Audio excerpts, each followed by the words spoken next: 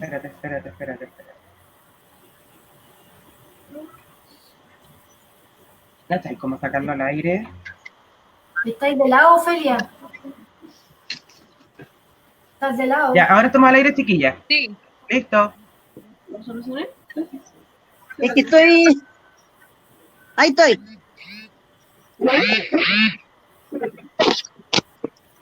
¿Te congelaste, Ofelia? Gírate, Ofelia. Ofelia, está ahí de lado. Gira. Me congelé.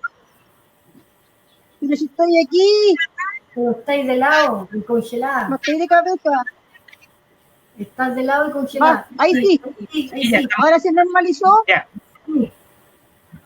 se supone que sí. Se supone que deberíamos estar saliendo al aire. Yo le pregunté a alguien que está esperando. ¿No sale nada todavía? No sé, no me contesta.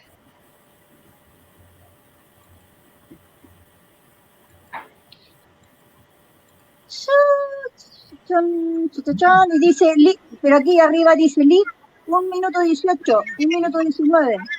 Eso es lo que lleva la Dice que transmisión. estamos al aire, ¿eh? ¿Sí? Sí, estamos al aire, pero yo veo que están en la pantalla verde. Espérate, voy a salir. Un segundito. No veo que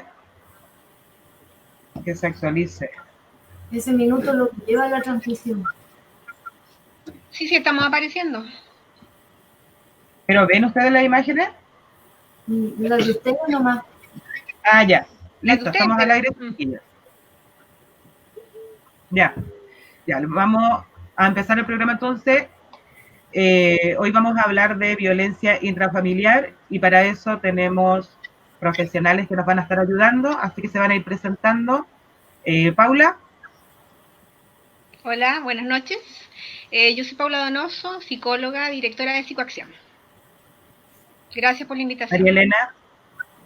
Hola, buenas noches. Mi nombre es María Elena Hellman, soy abogada de profesión y estoy por acá por Chillán, por si acaso. Muchas gracias por la invitación. Ana es nuestra intérprete de lenguas, con la que vamos a estar apoyando también y concientizando también a la gente que tiene problemas auditivos. Ofelia. Sí. Hola, buenas noches a todos. Mi nombre es Ofelia Núñez, activista por la infancia y por la adolescencia. Gracias por la invitación nuevamente a este programa. Una calurosa bienvenida también a nuestra intérprete de sueños, la Anita Fuensalida Secarilla. Ella nos va a acompañar durante todas nuestras transmisiones y va a ser nuestra ayuda a nuestros amigos de la comunidad sorda. Bienvenida, Anita, y bienvenidos nuestros amigos de la comunidad. Muchas gracias a las personas que nos están acompañando. Y bueno, como lo decía anteriormente, vamos a hablar hoy sobre la violencia intrafamiliar. Y para eso le vamos a preguntar a nuestra psicóloga cómo podemos nosotras saber que somos víctimas de violencia intrafamiliar, porque por lo general las víctimas no se dan cuenta que lo son. Bueno, yo creo que deberíamos comenzar a definir lo que es violencia intrafamiliar, ¿no? Es todo acto u omisión que hace una persona dentro del entorno familiar a otra persona usando el poder y el dominio sobre el otro. Este puede ser de tipo físico, psicológico, económico e incluye el abuso sexual. ¿Ya? Entonces, ahí podemos también, dentro del concepto de violencia intrafamiliar, entra el maltrato hacia la mujer, el maltrato infantil y también el maltrato hacia el adulto mayor.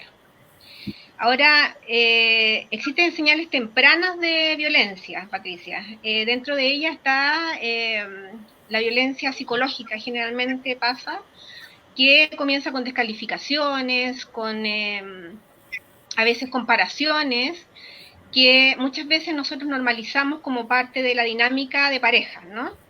Se empieza a controlar la forma de vestir o de o de controlar tu vida, digamos, respecto de las actividades que tú haces, ¿ya? Esos son como los primeros signos de que está existiendo violencia. Hoy, lo bueno es que también existe también la aprobación de la ley Gabriela, que podemos también hoy día poder tipificar este tipo de violencia en el pololeo, porque ahora se está dando mucho también actualmente en los jóvenes, antes de establecerse como pareja. Entonces creo que igual hay avances al respecto, ¿no?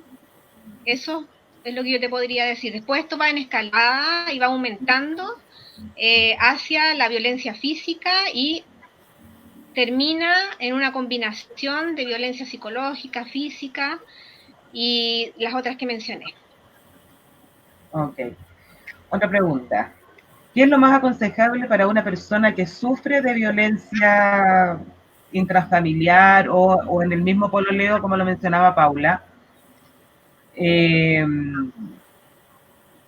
¿Cómo enfrenta uno al agresor? ¿Cómo uno pide ayuda? O sea, ¿es aconsejable denunciar? ¿Es aconsejable enfrentarse al agresor, amenazar con que uno va a denunciar, con que uno va a llamar a carabineros, a las autoridades? En este caso, psicológicamente, ¿qué es lo más aconsejable? Después le vamos a preguntar a nuestra abogada, María Elena, cuáles serían los pasos a seguir si yo obviamente decido denunciar la violencia. Bueno, es una pregunta muy importante. Yo diría que lo primero que hay que hacer y tener conciencia es que de la única manera en que nosotros podemos detener esta situación es rompiendo la dinámica o el ciclo, ¿no es cierto?, de violencia que hay.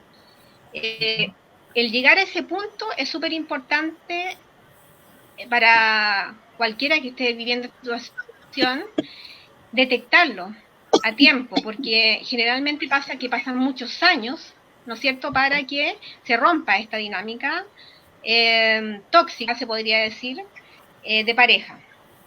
Entonces, lo aconsejable, lo primero, es pedir ayuda. Pedir ayuda, porque sola no se puede. Es importante solicitar ayuda a alguien que tú tengas confianza y obviamente la denuncia también va acompañada de esta solicitud de ayuda, necesariamente, independiente de lo que nosotros podamos decir respecto de la ley y de cómo ésta actúa, hay que denunciar esta situación. Es una de las maneras de romper esta dinámica, ¿ya? Eso, fundamentalmente. Para nuestra abogada, ¿qué sería lo aconsejable? O sea, ¿cuáles son los primeros pasos legales para denunciar a un agresor? ¿Cuáles son los pasos a seguir en este caso si es que una persona como víctima de violencia intrafamiliar se atreve a denunciarlo? Bueno, mira, en principio la situación de la violencia intrafamiliar es una cuestión, como decía Paula, tremendamente de una decisión muy trascendente para la persona, porque significa que va a movilizar todo el aparataje burocrático y procedimental, en este caso del tribunal. Entonces es una decisión muy seria y que además tiene que tener la fortaleza la persona víctima de continuarla, porque tenemos una gran cantidad de denuncias que solo quedan en esto y después ahí se quedan, incluso a veces se desisten y no continúa la investigación. Entonces la persona tiene que primero tener la seguridad y una red de apoyo para atreverse a hacer esto. Como se decía anteriormente, digamos, es necesario esta red de apoyo, porque si la mujer o la persona afectada se siente sola, no se va a atrever a mover el tema que significa toda la burocracia judicial. En primer lugar, tú tienes dos alternativas. Derechamente pones una demanda en el Tribunal de Familia o alternativamente puedes poner una denuncia. En ambos casos, el procedimiento después va a ser lo mismo. El tema de que la demanda es la víctima que se hace parte, ¿no? En cambio, la situación de denuncia puede ser tanto la propia víctima como otras personas que vivan con ella, que tengan a cargo de ella, en el caso de un menor de edad, por ejemplo, o alguna persona con problemas de discapacidad, también puede ser su representante o guardador o curador, como le llamamos, que también puede hacer esta denuncia por él. No solo si nos atendemos a la víctima mujer, porque la víctima de la violencia intrafamiliar, si bien generalmente es la mujer, también tenemos otras víctimas, adultos mayores, a veces también son víctimas de la violencia familiar, personas con problemas mentales, y también en algunos casos, también tenemos que mencionar que hay casos de varones víctimas de violencia intrafamiliar.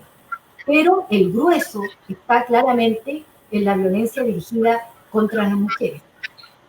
Ahora bien, como te decía, la persona se tendrá que dirigir, dependiendo el caso, el momento del caso, a un tribunal de familia, o si es una cuestión, digamos, infraganti, puede hacerlo inmediatamente llamando a Carabineros o a la PDI, inclusive. Pero ya en una situación un poco más de calma, podría la persona concurrir directamente al tribunal de familia para colocar la denuncia o para interponer una demanda, en este caso con abogados. Esos son los primeros pasos, las primeras decisiones. Ahora, después de eso, el tribunal, en este caso el de familia, va a determinar si se trata de no o califica esta conducta como penal, maltrato habitual que se denomina, y en ese caso lo va a remitir al Ministerio Público, para que este, ¿no es cierto?, se haga cargo y lleve la materia al Tribunal Legal en lo Penal o al Juzgado de Garantías sobre una etapa. Esos son los primeros que podemos señalar para empezar a iniciar este procedimiento. Ok, ya nos queda como más claro cuáles son los caminos que tenemos que seguir en este caso, que la gente se decida a denunciar al agresor. Paula, ¿es aconsejable o es contraproducente enfrentar al agresor en este caso? No, yo creo que es contraproducente en el sentido de que lo importante es romper este ciclo de una forma lo más sana posible, y es el camino que he mencionado y ha mencionado María Elena, que es a través de la denuncia, ¿no? Y de buscar una red de apoyo, porque claramente sola uno no puede, ¿ya? Sin embargo, hay que decir que muchas veces esta violencia, como dura tantos años, termina en una violencia cruzada. Y muchas veces también existe violencia por ambas partes, ¿no? Entonces, existe todo lo que dices tú, la amenaza, yo te voy a denunciar, y eso tiende más a potenciar el ciclo que a terminar este ciclo, que es lo que estamos nosotros un poco postulando, que es el camino correcto. Entonces, siempre la red de apoyo y la denuncia va a ser el camino a seguir. Ok. Ofelia, tú como activista por la infancia, esto de la violencia intrafamiliar obviamente también afecta a nuestros niños, porque los niños se dan cuenta. Porque por lo general el agresor no espera que el niño esté dormido o que el niño no esté en casa, que esté en la casa de la abuelita, de la tía, qué sé yo. El agresor agrede o insulta, que se yo, tira las cosas, que son muchas las formas de agresión. Nosotros como activistas por la infancia y al tratar de proteger a nuestros niños, ¿cómo tenemos que hacerlo? Porque esto obviamente psicológicamente también afecta mucho a los niños. Sí, bueno, es que aquí hay dos partes que tomar en consideración. Primero, cómo los afecta, de qué manera los afecta. Empiezan a sufrir insomnio, se empieza a haber una falta de concentración y obtienen un escaso rendimiento escolar, tienen terror nocturno muchas veces, falta de apetito, ira, depresión, estrés, ansiedad y lo que denominamos el nombre pituco euresis, pero que en realidad es que se hagan pipí en la cama por las noches. Esos son, digamos, los factores principales que tiene un niño que ve, que presencia la violencia de sus padres. Lógicamente nosotros como activistas no estamos de acuerdo en que ellos sufran ese tipo de violencia, porque ellos también están sufriendo violencia al momento en que sus padres se violentan. ¿qué podemos hacer?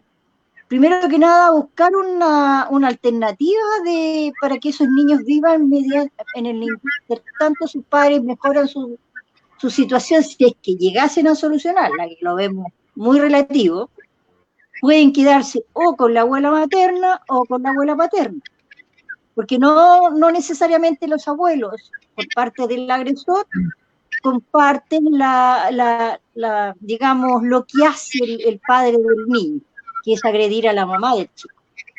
Entonces esa sería una buena medida. Y si no existen los padres del agresor, puede ser algún tío o una tía por parte de mamá o parte de papá que acoja al menor.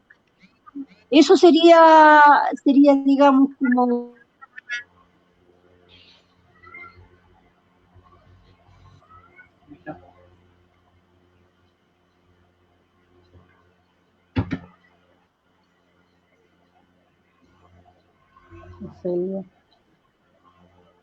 Porque, como te digo yo, tienen que ellos seguir actuando los padres, pero los chicos se perjudican enormemente al presenciar todos estos actos de violencia y lo traspasan a su vida escolar y a su vida personal. Se vuelven retraídos, sufren de falta de concentración, empiezan ya a tener un escaso rendimiento escolar, y así, etcétera, etcétera. Entonces, eso es lo que nosotros pensamos. Pueden haber casas de acogida también, pero ahí me mencionan que puede ser la URADIT, Fiscalía, pero yo soy partidaria de que sea a través de un familiar. Desde mi punto de vista, familiar. Pero ¿cómo llegamos a un familiar si muchas veces los papás, las mamás, aunque los papás también muchas veces son víctimas de violencia intrafamiliar, pero mientras esa mamá se da cuenta de que está siendo víctima de violencia intrafamiliar, pasa mucho tiempo y en ese intertanto los niños siguen metidos en ese núcleo de violencia. Entonces, ¿cómo rescatarlo? Porque la mamá no, de ella no van a hacer decir, voy a ir a dejar a mi hijo, no sé, con mi hermana, con mi tía, que se hagan cargo hasta que yo solucione este problema. Entonces, en ese caso, ¿cómo rescato yo a un niño para poder sacarlo de ese círculo de violencia?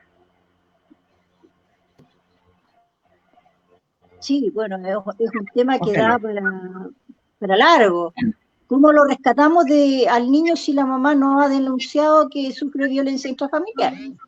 Entonces ahí hace falta, ponte tú ya entrar a ver el tema, si es que somos, digamos, vecinos de ella, o si nos interesa tocar el tema, y informar a través de una trabajadora social que ese niño está siendo vulnerado en su derecho a una vida tranquila por la violencia que sufre su madre. Digo yo. Existen las opiniones también para denunciar esto anónimamente. Ok. Paula, ¿ibas a contar algo? Una trabajadora, perdón, hubiésemos tenido una trabajadora social, se habría explayado en el tema. Pero yo, desde nuestro punto de vista, no es mucho lo que podemos aportar con respecto a eso en particular. Pero más o menos es, desde mi punto de vista, es lo que podemos decir.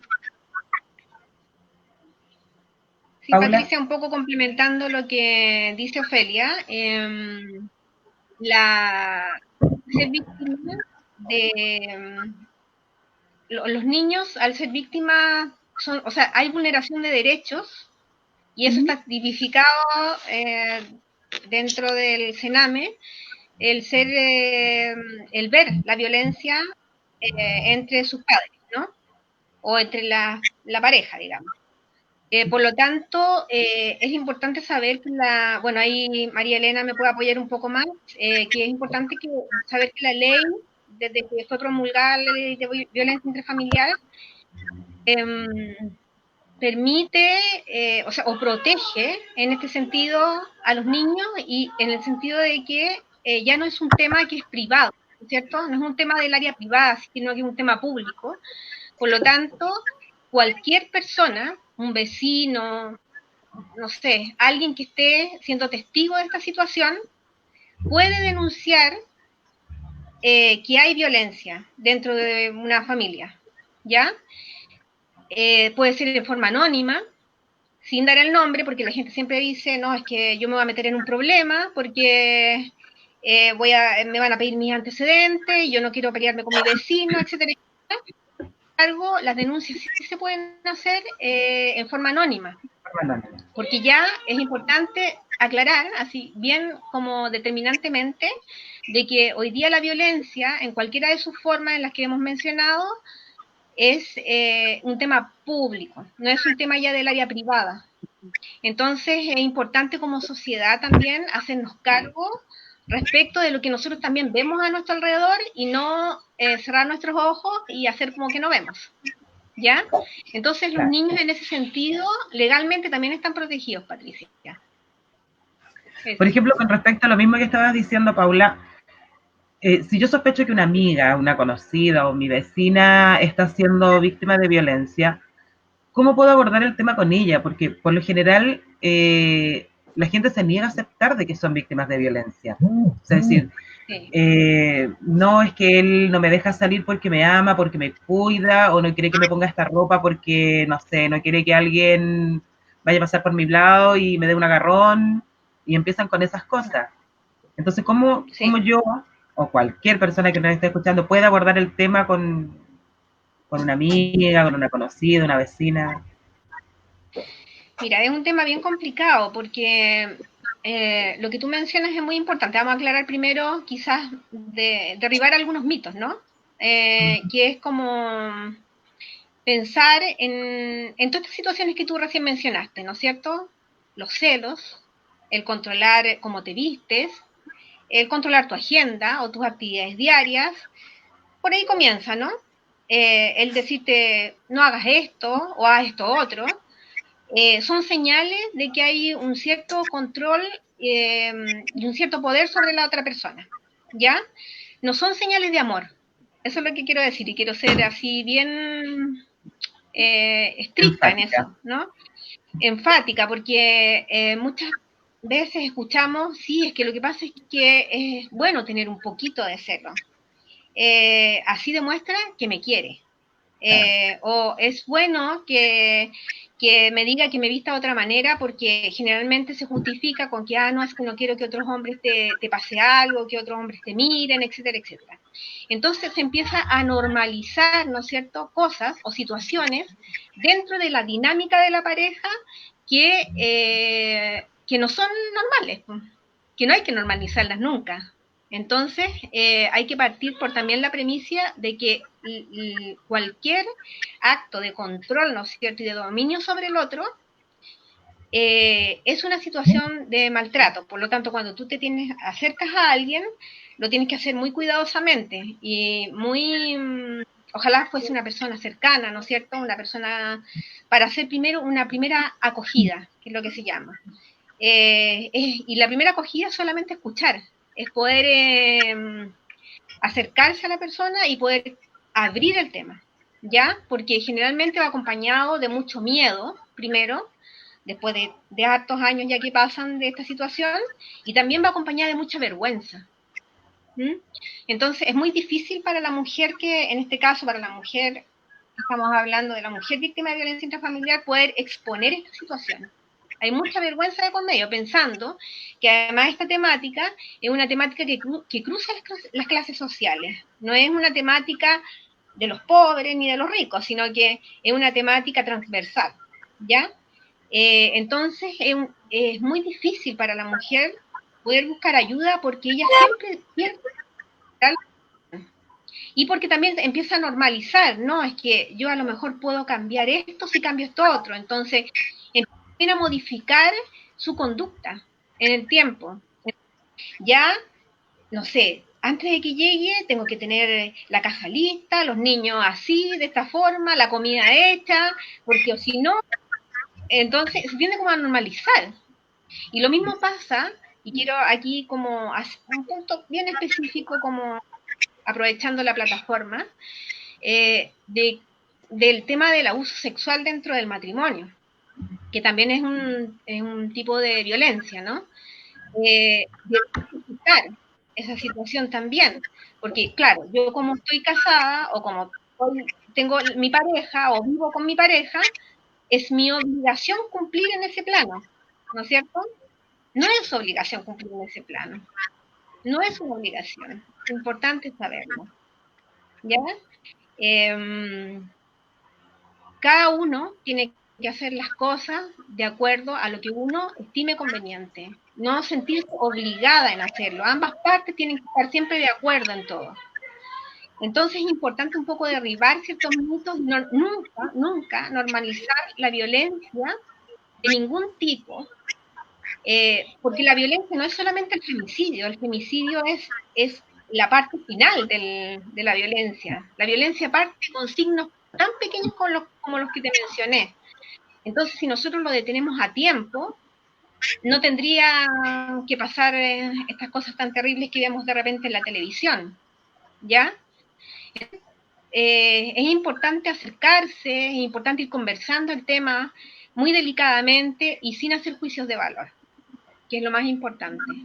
¿Ah? Como, por ejemplo, algunos mitos, que sí, es que como tú te vistes así, es que como tú eres un poco, no sé, muy mañosa, muy tona, muy risueña, muy coqueta, muy que te vistes de alguna manera, tú estás provocando que esta situación pase. Pero no es así, no es así la dinámica. Entonces, se empieza a normalizar y por eso pasa tanto tiempo también, hasta que empiezan ya las situaciones un poco más graves, ¿no es cierto? Que son ya muy difíciles de manejar. Entonces, lo importante, el mensaje es detener este ciclo, por decirlo de alguna manera, en forma oportuna, sin llegar a la violencia ya física grave, incluso el femicidio, ¿no? Eso. Pero nos están haciendo una pregunta y nos dicen, ¿cómo se puede denunciar si la violencia intrafamiliar se produce en contexto de cuarentena y él o la agresora está siempre presente? ¿Hay alguna forma de que esté activa en este momento de hacerlo seguro? O sea, ¿alguna forma que esté activa en este momento para que la denuncia sea segura? Quizá ahí nos puede ayudar también María Elena. Mira, bueno, lo que plantea es bien complejo porque no puede interponer la denuncia, digamos, al tribunal, en este caso, vía telefónica. En este sentido hay otras alternativas, es decir, hay un teléfono, que realmente no me sé ahora el número, pero existe un teléfono, ¿no? del Ministerio de la Mujer, en el que está el servicio del tema de la violencia familiar. Y tú puedes llamar a ese teléfono y activar la red de apoyo para que en un momento, ¿no es cierto?, adecuado, tú puedas interponer, ya sea, ¿no es cierto?, en este caso la demanda. Ahora, la denuncia, se puede llamar a Carabineros, se puede llamar a la PDI, no estamos hablando del tema flagrante, como yo te decía, que hay una acción que está ocurriendo. Ahora, seguro en el sentido, yo creo que la pregunta va a que la otra persona, el que la violenta o el que ejerce la violencia, la escuche o la vea, bueno, ese es un tema muy complejo, porque estando en situación de cuarentena, ¿no es cierto?, estando encerrados en nuestra casa, la persona que ejerce la violencia permanentemente está ahí. Y ya es un tema, a ver, perdonen que lo diga así, pero de astucia, de cómo la persona puede ir a algún lugar de la casa donde no se ha escuchado para que haga la llamada, o de alguna manera comunicarse con la vecina o con el vecino, para que ellos sean los que llamen y alerten a la autoridad. Esa puede ser alternativa, pero conllevan el riesgo de siempre, ¿me entiendes? La situación de que después que ocurra la visita de Carabineros o de la PDI o la persona haya puesto o haya llamado por teléfono a este servicio, hasta ahí llegamos. Después viene la otra parte que te digo yo, que es la burocracia, que es la parte judicializante del asunto, que necesariamente implica que la persona se traslade, que en algún momento dé la cara frente al tribunal. Y ahí es cuando la cosa se complica ahora en estos momentos. En este momento, aparte de este teléfono, lo único que le queda a la persona, un consejo práctico, es alejarse del lugar. Tiene que tratar de ver la posibilidad de irse a otro lado. Por ahora, esa sería la alternativa. Si hoy día una mujer está viviendo la violencia con la persona con la que convive, en la misma casa, y los cuales los dos están encerrados, porque por materia de la cuarentena, ¿no es cierto?, están recluidos prácticamente en la casa. En algún momento tiene que tomar la decisión, que esto se ve con señales graves, como lo que decía Paula, de irse del lugar. Ahora, existen las casas de acogida, que también son escasísimas. ¿Para qué te digo si estamos hablando de la mujer rural? Y esto es un punto que hay que considerar, la gran diferencia entre la mujer urbana y la mujer rural en esta situación de violencia. La mujer urbana podríamos decir que está un plus más arriba en cuanto a la protección, porque está dentro de la urbe con la conectividad, incluso de locomoción y de teléfono. Y tú con la mujer rural a veces no tiene ni siquiera el celular con carga. O sea, ni siquiera tiene a veces señal, ¿me entiendes?, para pedir auxilio, porque se trata de algo súper directo como esto, pedir auxilio. A veces ni siquiera se conoce esto que te digo yo, el numerito de teléfono que tiene a disposición el ministerio para los casos de violencia intrafamiliar. O sea, ni siquiera eso. Las casas de acogida son mínimas. Hay regiones que no tienen más que una. Y no creo que esté chamullando si digo que hay regiones que no tienen. O sea, es plausible considerar que hay alguna región que no tiene casa de acogida. No me atrevo a señalarlo porque en realidad no lo sé. Pero a lo que quiero llegar es que todavía estamos en pañales en redes de apoyo para las mujeres que viven violencia. Y sobre todo en situación de mujeres rurales que viven en el campo, donde la cotidianidad de la violencia es parte de la cultura.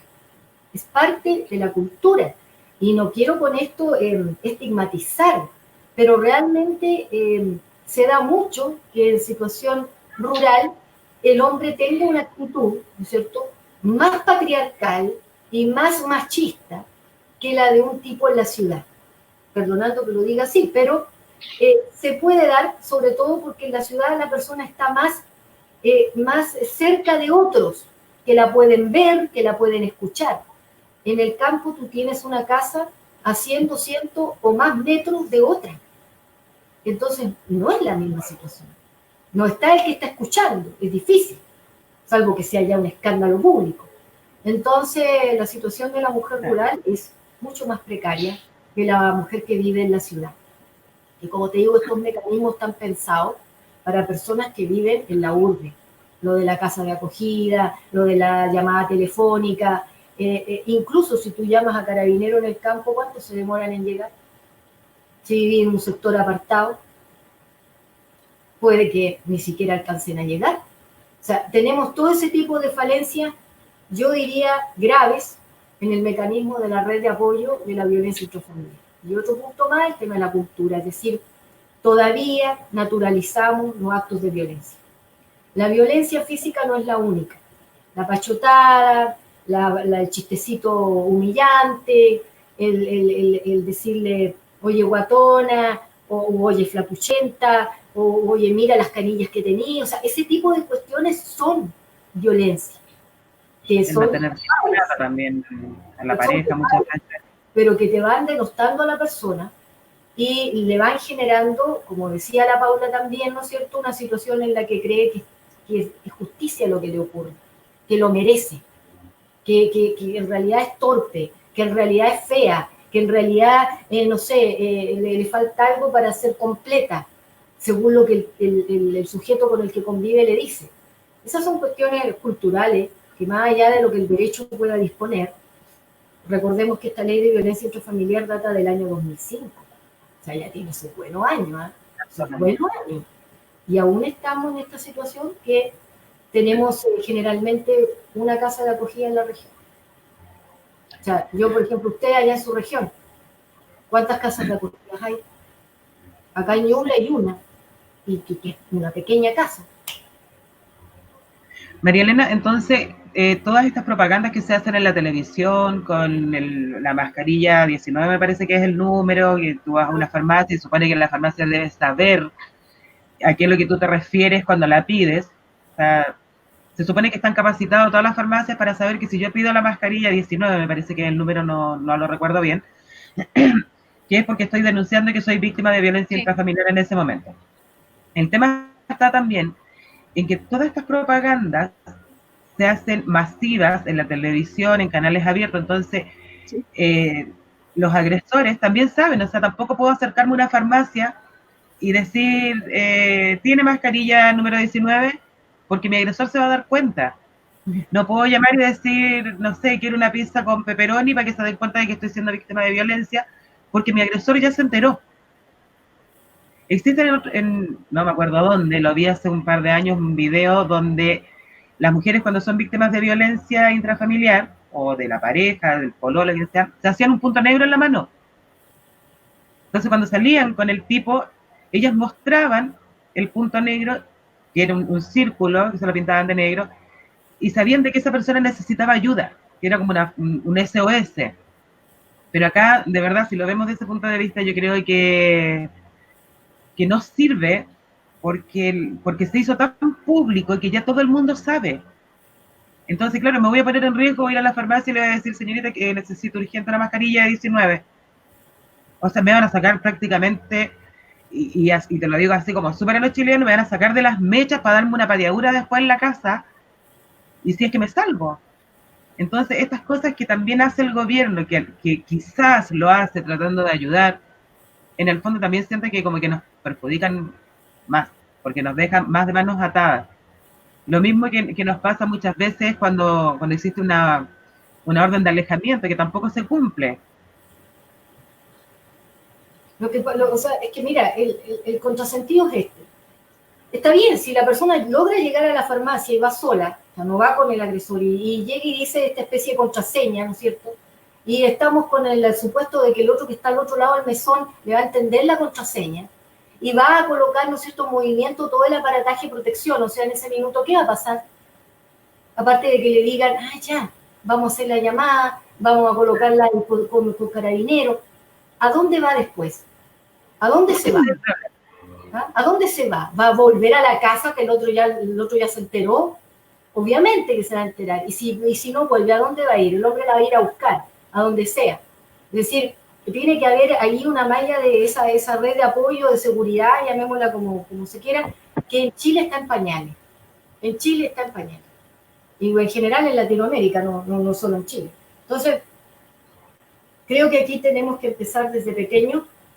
Aquí está la Ofelia, ¿no es cierto?, que conoce mucho del tema de la niñez, en el que tú, en la malla curricular de las escuelas, donde nosotros entramos a aprender nuestros primeros años, debe haber un tipo de asignatura, o no sé cómo llamarlo, electivo, en el que la persona, ¿no es cierto?, desde pequeñita entienda lo que significa la violencia y sus diferentes facetas. Y desde pequeñito la persona esté entendiendo que, por ejemplo, que tú ves entre los niños el bullying, que es violento, y el violento de pequeñín seguramente va a tener escenas de violencia cuando sea mayor.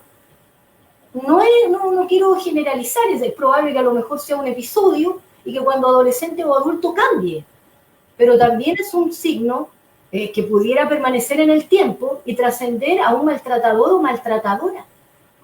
Y ojo, porque aquí la violencia también se puede dar respecto de los padres a los hijos. En muchos casos en que la madre o el padre maltratan a sus hijos, incluso uno sabienda del otro. Bueno, tenemos los abusos sexuales, que en la mayoría de los casos el abusador sexual es parte de la familia. A veces el tío, el hermano mayor, el papá, el abuelo, el padre, el solo.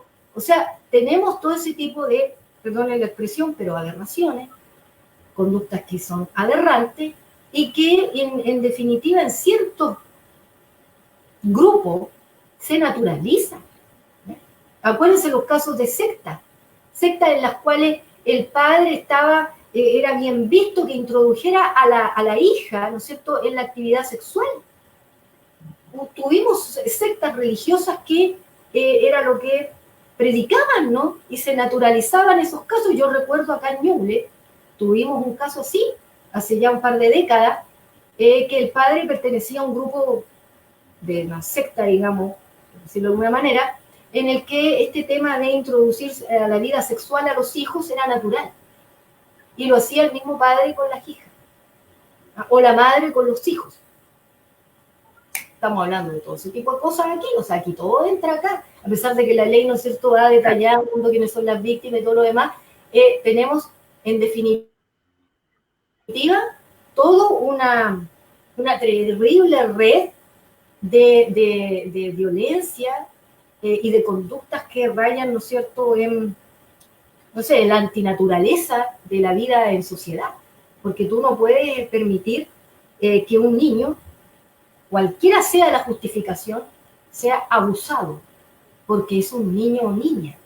Cognitivamente y emocionalmente no está preparado para distinguir el bien o el mal, lo útil o inútil o el daño que se le está causando con la acción. Que aquí ha quedado tipificada en esta ley, ¿no es cierto?, como el maltrato habitual y luego con algún tipo de pena de carácter penal, o sea, de sanción de carácter penal, si ya pasamos a configurar un delito más grave, como las lesiones, o en este caso el más grave de todo, ¿no es cierto?, llegar al femicidio, o a las mutilaciones, etcétera, etcétera. Entonces, en definitiva, esto es un tema súper complejo, que tiene N aristas, y que, insisto, en el país durante mucho tiempo no se le ha puesto el cascabel al gato, como se dice, y hemos mantenido el paso en relación bueno, todos estos mecanismos que acabamos de decir, la denuncia, la demanda, la llamada, la red de apoyo. Hay mucha gente, por ejemplo, las coordinadoras feministas en muchas partes tienen redes de apoyo a través del WhatsApp, a través de mecanismos de Facebook, es decir, tienen algunos mecanismos para poder pedir el auxilio, pero el tema es, ya, pedí ayuda, ¿y qué viene ahora? ¿Qué viene ahora? ¿Qué hago? ¿Cómo me protejo? Porque quien te ejerce la violencia te va a perseguir. Es lo primero que a esa persona se le ocurre. Ese es el tema, que tampoco existe una red de apoyo que sea concreta. Y es ahí donde yo creo que el Estado igual tiene una falencia súper grande, y a lo mejor nosotros mismos como sociedad, es que no existe una red de apoyo real para la víctima de violencia. María Elena, mira, nos preguntan, nos dicen, ¿qué puedo hacer para defender a mi hija de 4 años con autismo de su padre? Dice que su padre la ve con un régimen de RDR. Dice, presenté un escrito en el tribunal para solicitar adaptación del régimen a videollamadas y se está cumpliendo, pero el tribunal le dio el favor a él y está pidiendo compensación por los días que no ha pasado, por los días que no se le ha pasado por la pandemia, siendo que él no cumple con todas las medidas sanitarias y el peligro no ha terminado. Yo denuncié al BIF psicológico, dice, en el 2018. Tanto el tribunal como el padre de mi hija siento que han vulnerado los derechos de mi hija. ¿Cómo es posible que el tribunal permita el régimen RDR frente a la pandemia? ¿Se puede hacer algo masivo? ¿Cómo se logra en el área educacional suspendiendo las clases? Mira, si ya esta persona en el tribunal considera que no ha sido acogido su reclamo, no ha sido acogida esta situación de que en pandemia está, bueno, de todas maneras tiene la posibilidad de interponer un recurso de protección en favor del menor. Es decir, no solamente insistir por la vía del tribunal de familia, sino que acá, si ella considera que hay una amenaza inminente, es decir, o una afectación directa a alguno de los derechos fundamentales del niño, en este caso el derecho a la vida, a la salud y a la integridad, ¿no es cierto?, física y psíquica, perfectamente podría también interponer un recurso de protección, más allá de los resultados que ha tenido en la regulación de las visitas, que tiene un procedimiento muy fijo y que está determinado también por el criterio del juez o la jueza. Y en este caso, como te digo, ella podría considerar la posibilidad de interponer un recurso de protección. Si aquí hay realmente, digamos, un peligro y que ella ve que puede derechamente producir un contagio, que podría ser, pero peor que eso, ¿no es cierto?, que ella sepa que ejerce violencia contra el niño, sea de una u otra forma. Y de ahí, no solo, como te digo, a través de acogerse al DIF, como ella misma lo señala, a la ley de violencia intrafamiliar, sino que también podría interponer un recurso de protección por la situación puntual. Y eso le serviría también de un antecedente para en el Tribunal de Familia seguir alegando que derechamente habría que privarlo de las visitas al padre. Aquí, independiente de los otros derechos, obligaciones que tiene. Paula. Sí, bueno, yo Paula, sí. Sí, no, aconsejar a la mamá para protegerla, para proteger psicológicamente a la niña. Bueno, es complicado porque si tribunales determina cierta medida, es una medida que hay que cumplir nomás, ¿no? Creo que efectivamente tiene que hacer todas las acciones que María Elena menciona, pero es importante saber que tengo una opinión, digamos, bastante personal al respecto, que estamos también al debe en esa situación, ¿no? Los tribunales en este caso no toman muy en cuenta todo lo que es discapacidades y más aún lo que menciona la mamá, que es el autismo, ¿no es cierto? Es así, ¿no? Que es autista. Sí, sí. Y que, claro, y que es una discapacidad oculta.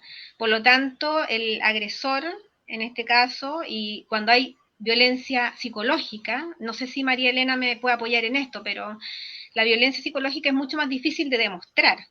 O sea, generalmente los casos que llegan como a puerto, entre comillas, desde el punto de vista legal, son aquellos casos en que hay moretones, en que hay lesiones, etcétera, pero todo lo que es sutil, por decirlo de alguna manera, el maltrato psicológico, por ejemplo, es muy difícil de demostrar y los tribunales generalmente ceden ante esas causas, lamentablemente. Creo que el camino es el que dice María Elena. No sé cuál va a ser el resultado. O sea, la experiencia que yo tengo en el trabajo de infancia en ese aspecto no es muy favorable, ¿ya? Es importante que la mamá se fortalezca primero en eso, que tenga una visión clara de lo que María Elena le dijo y que tenga claro que lo que ella está hoy día preguntándonos es lo que tiene que mantener como fortaleza, ¿no es cierto? O sea, ¿está siendo vulnerado el derecho del niño o niña, no sé qué es? Porque hay violencia psicológica, además hay una discapacidad oculta que es el autismo, ¿no es cierto? Y ella tiene que procurar de que estas visitas o no se realicen o se realicen con supervisión, que también es otra forma, ¿no es cierto, María Elena? Si tú me apoyas un poquito en eso, se pueden hacer con la mamá presente o con alguien presente. Ahora en tiempos de pandemia es muy difícil, igual la situación, pero y que yo creo que la gente se tiene que sentir con mucho apremio en ese sentido. Pero claramente es el único camino que existe. Y si hay riesgo vital, que es un poco lo que se preguntaba anteriormente, la única manera que hay en este país de poder enfrentarlo es ir a Carabineros y decir que estás en riesgo vital junto con tus hijos y te tienen que buscar una casa de acogida donde sea. Ese es el sistema que tenemos hoy día, lamentablemente. Mira, nos preguntan, nos dice, el peritaje psicológico indica que él es el agresor. Y nos pregunta también, la misma mamá, ¿dónde presenta el recurso de protección y si reabre la denuncia por violencia intrafamiliar?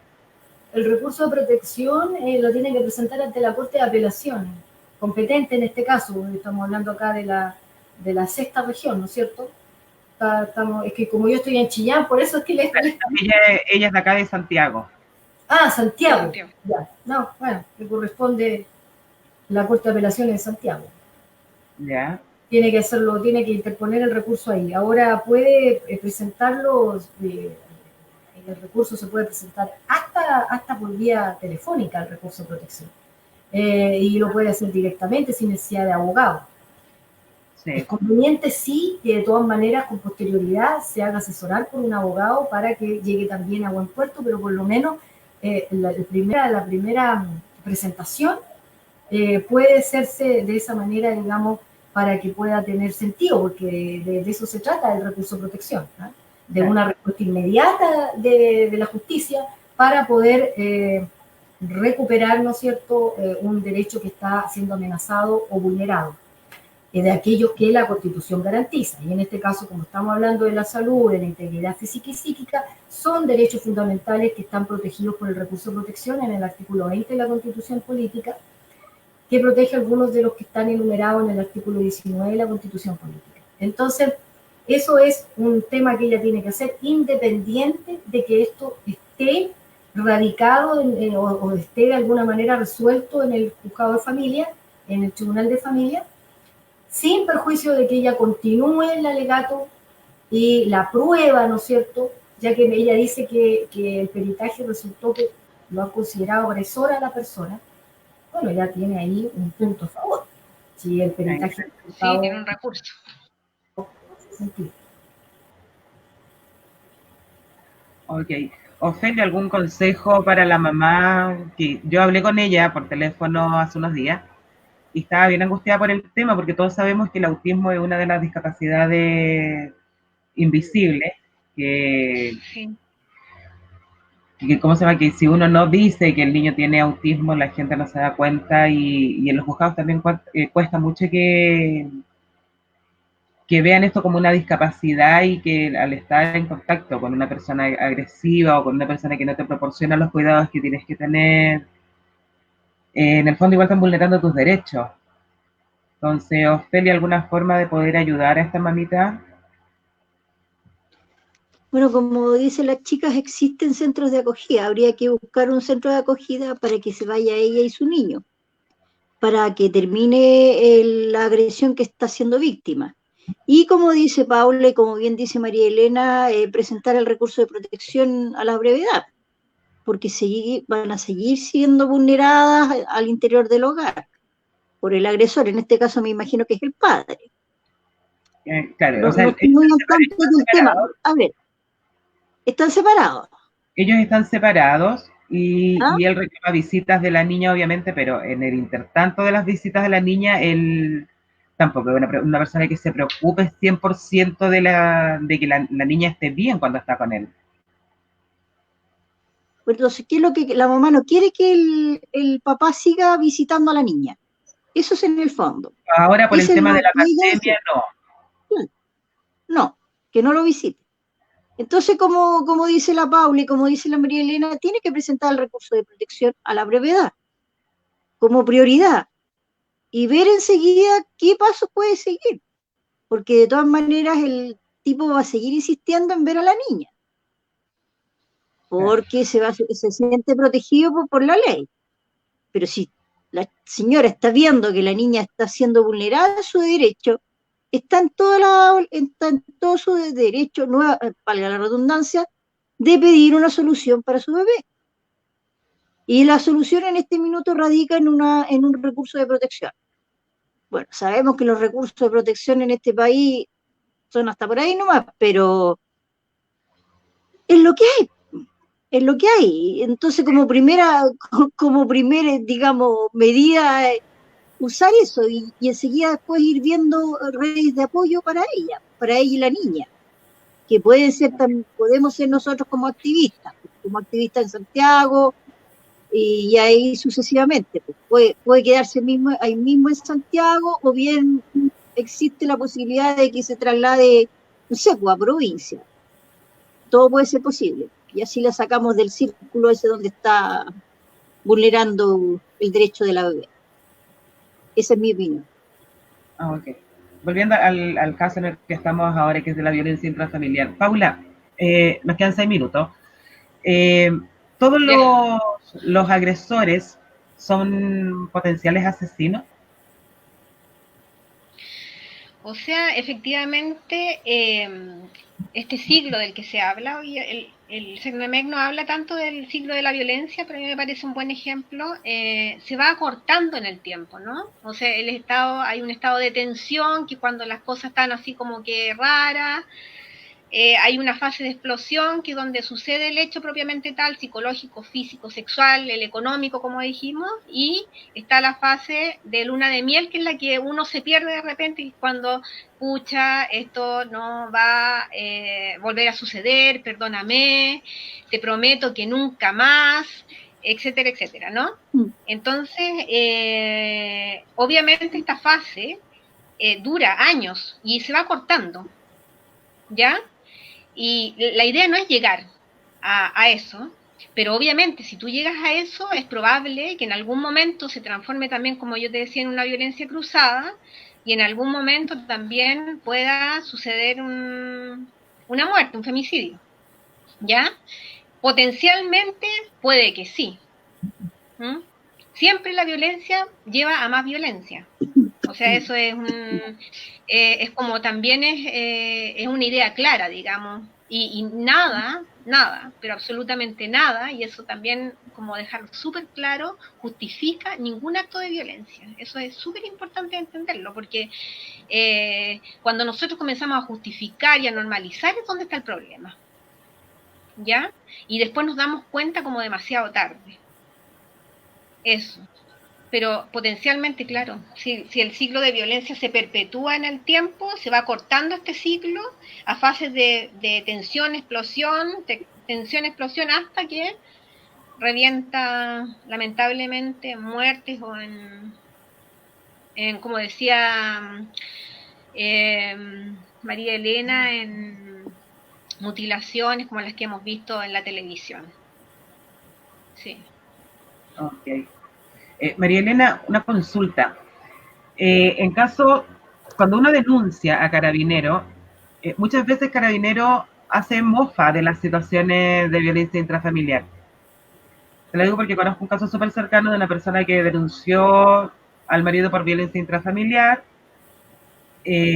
Al tipo lo sacaron de la casa, qué sé yo, pero después él iba a visitar a los chicos.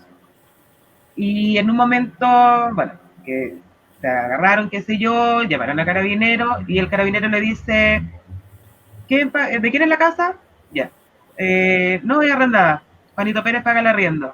No se lo pague más. Entonces, un Carabinero aconseja al agresor, ¿cachai?, para que siga agrediendo a la persona, en este caso económicamente, porque era el lugar donde vivían con los hijos. Pero le aconseja al agresor que no pague más el arriendo. Entonces, eso también es una forma de vulnerar y de agredir más también a la víctima. En ese caso, ¿qué es lo que se puede hacer? ¿Denunciar al Carabinero? Bueno, mira, hay que reconocer que en este país, disculpe que lo diga, pero las Fuerzas Armadas de Orden y Seguridad también tienen serias falencias en cuanto a su preparación y entrenamiento, ¿no? Si no, pregúntale ahí a la gente todo lo que pasó durante la revuelta, que me gusta decirle a mí, o la rebelión de octubre, que se conoce como el estallido social. Pregunta también ahí todo lo que fuimos testigos de todas estas demostraciones de fuerza, de abuso de fuerza de la fuerza pública, ¿no? Ahora, si tú me dices, sí, hay grupos de carabineros, mujeres y hombres dentro de ellos, y también de la PDI, que han pasado por cursos, que yo a mí me consta que les tratan de enseñar, que los capacitan y todo lo que tú quieras. Pero, ¿qué ocurre? Que aquellos que son capacitados y aquellos que están más preparados que los otros, no necesariamente son los que concurren a las llamadas de las denuncias, ¿me entiendes?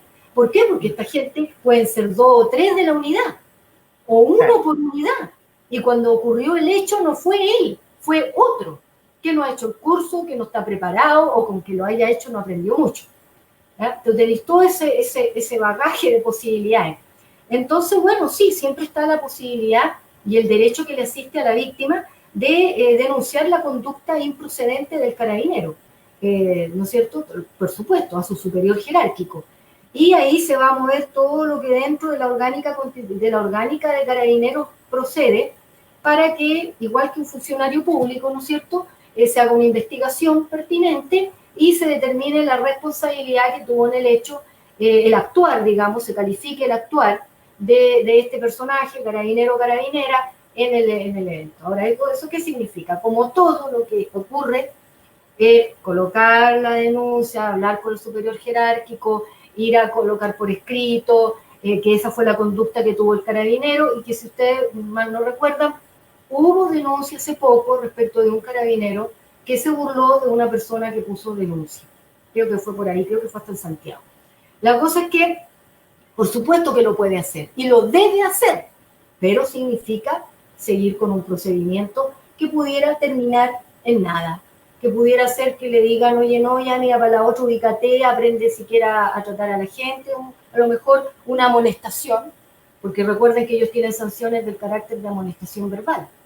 No solo puede ser amonestación verbal, amonestación escrita, y ya pasa después a mayores, pero podría ser eso. Pero yo creo que es muy importante considerar en una política, ¿no es cierto?, de protección de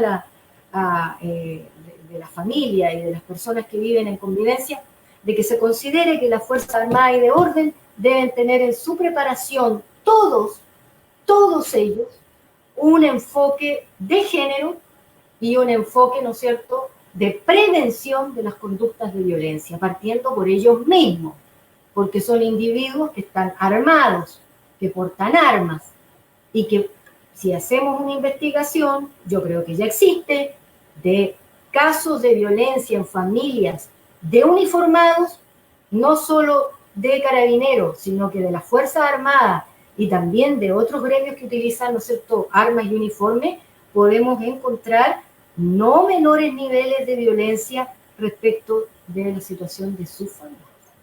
Así que eso es como quien dice la punta del iceberg y quizás qué encontramos hacia abajo. Exacto. Patricia, es importante también, un poco también complementando lo que dice María Elena, es que también denunciar sirve, aunque no llegue a puerto, como dice ella, o aunque solo haya una amonestación, es importante hacerlo por un tema también de reparación, ¿no? Psicológico de uno. ¿Se entiende, no? O sea, es importante poder exigir cuáles son nuestros derechos también.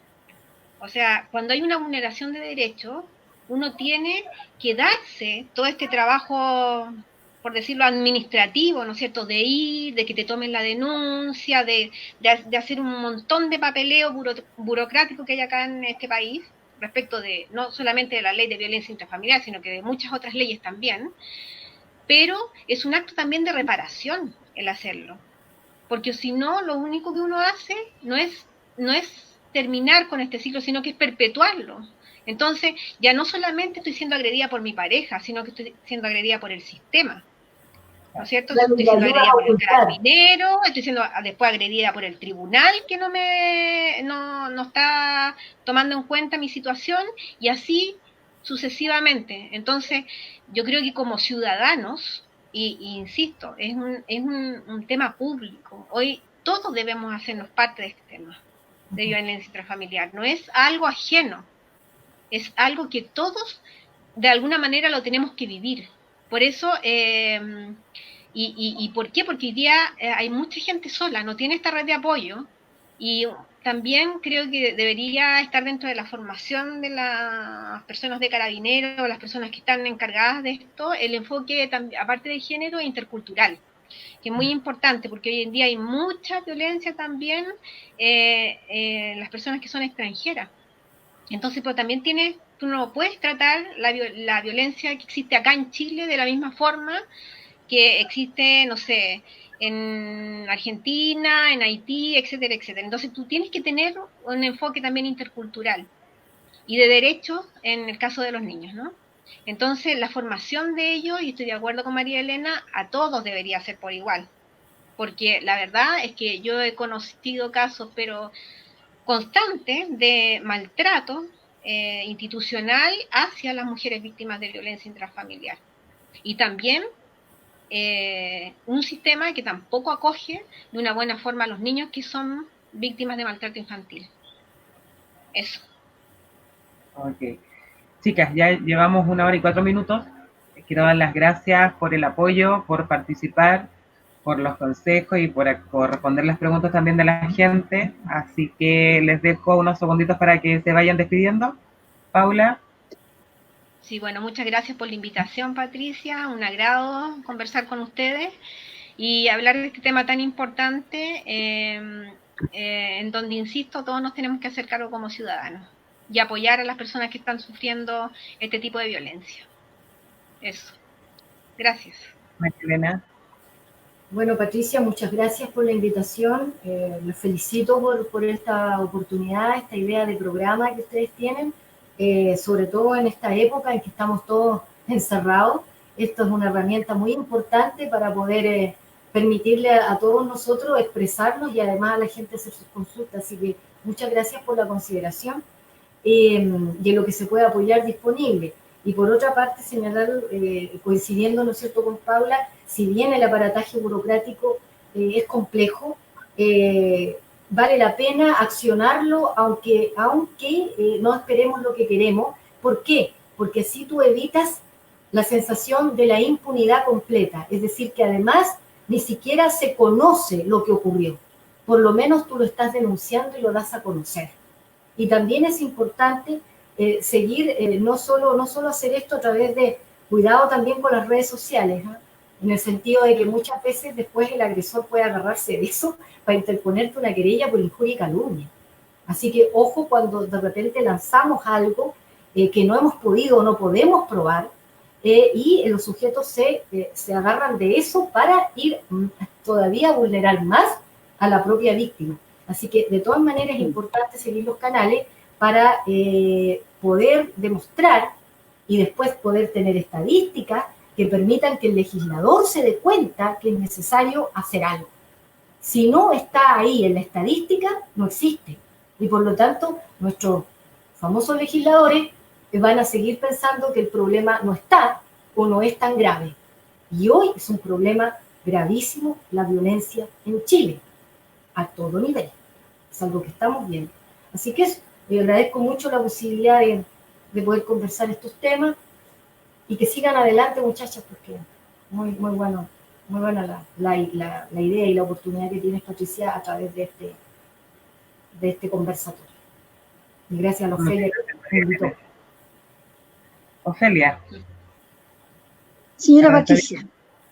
Para despedirnos. Bueno, primero agradecer que me hayan permitido estar en el programa, aportar mi granito de arena.